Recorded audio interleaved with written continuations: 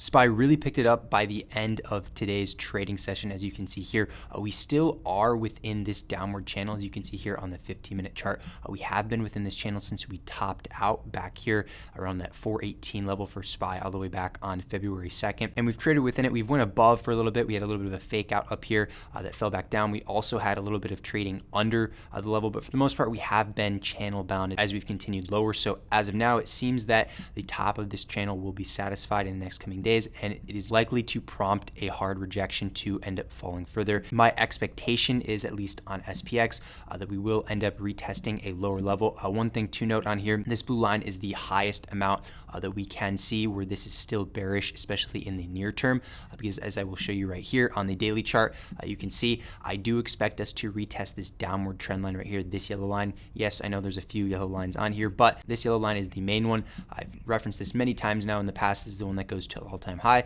It is the downward trend line throughout this entire bear market, and I do expect this to act as a magnet, especially within the next couple days, and is likely to get retested. And once it is retested or around this range, I expect there to be a very short-term bounce off of it, kind of similar to what we saw back here early September of 2022. We are following a pretty similar chart structure so far, where we had the rejection off of here where it started up a little bit with a few gap downs and then a really hard downside move that followed these two up days that we saw over here. We are likely in a similar state to where these two up days were before having a very hard rejection off of that to go to oversold conditions, which was then followed by 4 short squeeze days, which then again was followed by even more downside afterwards. And I suspect we will have something similar to early September like we saw right here off of the retest of this downward trend line. It doesn't have to be as pronounced as we saw right here. This was a pretty extreme bounce for about 200 points. However, there will be a very strong bounce, at least in the initial days, off of a retest of this trend line. So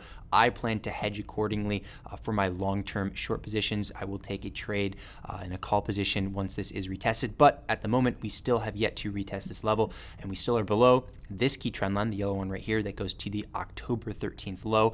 And because we are still under this, it still is in the bear territory, especially in the near and long term alike. So I am monitoring both of these. We did find a bounce today off of this. I'll actually show you here on the daily chart.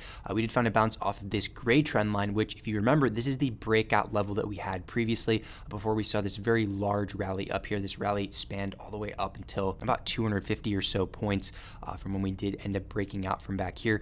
So you can see that we did break out from it here on January 6th. We retested it and then it continued upward, retested it again the second time, and then boom, shot straight up, and we did end up breaking the downward trend line that I just referenced to you guys. And now we just retested it again today. We did end up having a bounce off of it. However, this is now the third retest of this level. Yes, the daily candle today seems fairly bullish. However, one thing to note, we still are below this October 13th trend line, just like I said. And on top of that, this is the third test of this trend line, which means it is weaker this time around, and we will likely see follow through to the downside shortly. I'd give it about one more day left of potential upside, like I just showed you here on SPY's chart, as we are still within this channel here on the 15-minute chart. Potential of topping out somewhere around this 400 to 401 range before getting rejected to go to that downside level where we do see around this 3,900 and possibly slightly lower satisfied. So I am watching for this. That is my thesis for the near term. And of course, long-term wise, I do expect us to end up making new lows this year. Nothing has changed on that regard. And something I do want to bring up in this video actually is Tesla.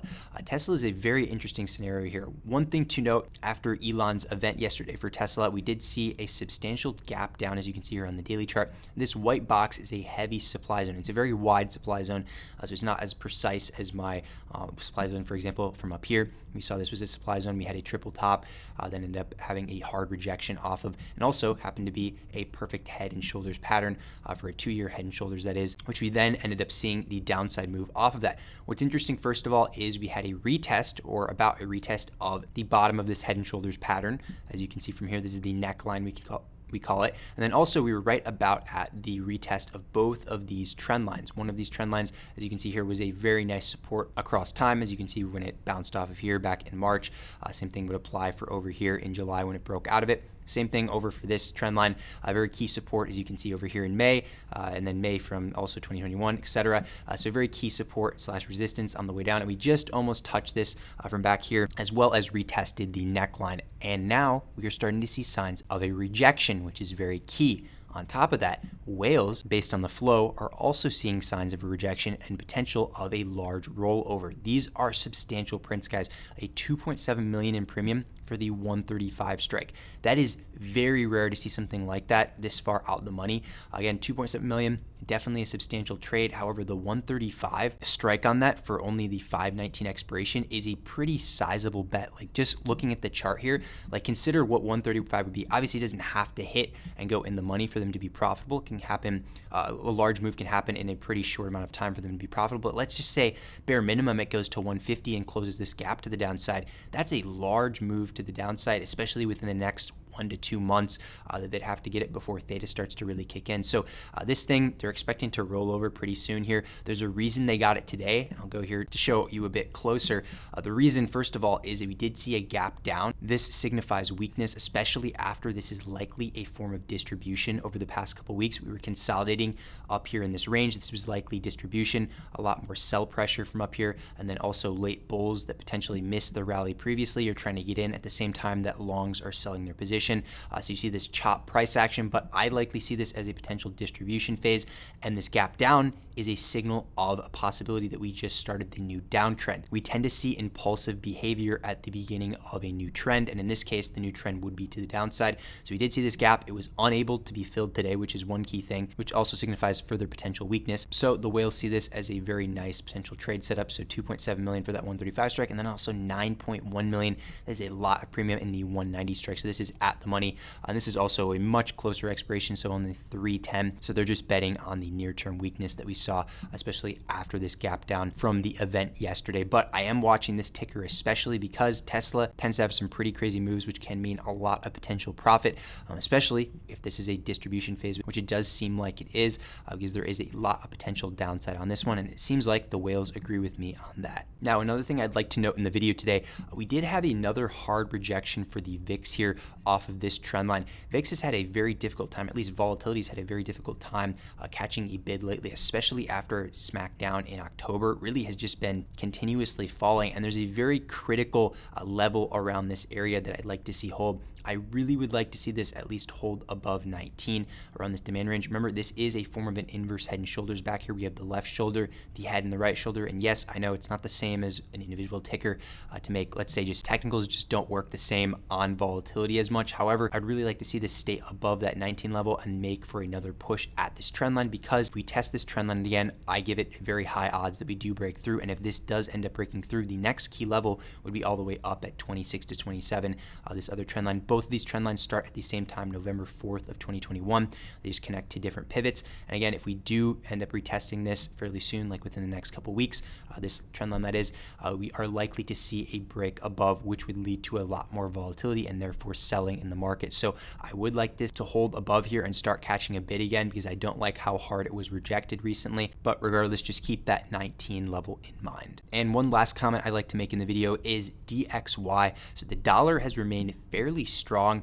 This is definitely hurting the overall market, especially the Dow lately, which also weighs on the overall market. But as you can see here, we are still within this supply range. It looks like it's trying to curl so far. And that's actually something that I mentioned in our last video that we posted, which, by the way, I didn't post yesterday on Wednesday. I was very busy. I haven't missed a Wednesday post in over a year. So sorry about that, but did have some things that I had to attend to throughout the day. So that's why I'm posting here on Thursday. But regardless of that, you can see here we are curling in the supply zone, which is very ideal. This looks like it's priming for a potential break of that 105.50 level, which would be very key. Remember, we did have a hard rejection off the top of the supply range off this level last time on January 6th. So I'd like to see follow through above that, and that could lead to a lot more selling in the market. So as of now, it's remaining in the supply zone. No super hard rejection yet, that like we saw from back here again from January 6th, which is a good sign to see, and especially because it got picked up a ton from February 2nd. We saw the dollar just have a huge reversal off this with 3 days that just squeezed up to the upside here. So I'd like to see us remain within this channel, especially for the weekly close, because as you can see here on the weekly chart, we did have a very nice last candle from last week. And then also this is a nice pickup candle so far, which signals potential continuation above this supply zone, which would be very bullish for the dollar. And as a result, bearish for equities, which would be perfect for at least my thesis. So other than that though, appreciate you guys watching this video. We'll see what happens tomorrow on Friday, and I'll see you guys next time on Sunday for another update.